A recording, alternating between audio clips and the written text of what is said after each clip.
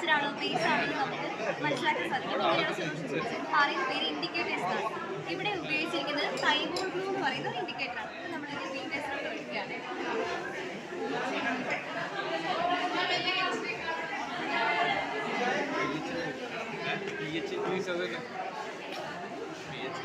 Colour change ആയിട്ടുണ്ട്.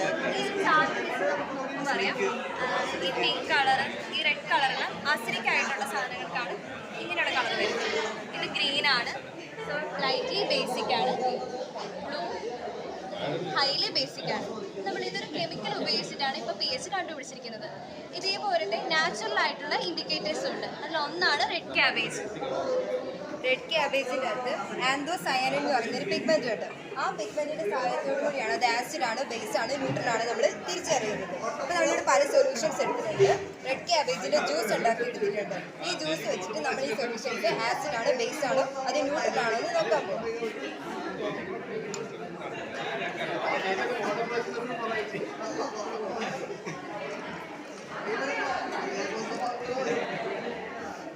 ഇവിടെ നമുക്ക് നോക്കിയാൽ അറിയാം, ലെമൺ ജ്യൂസ് നോക്കിക്കഴിഞ്ഞാൽ ആസിഡാണ്.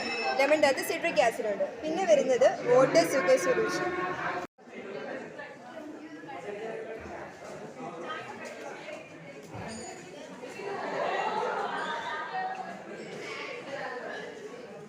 ഓക്കെ, സ്റ്റാർട്ട് ചെയ്തു.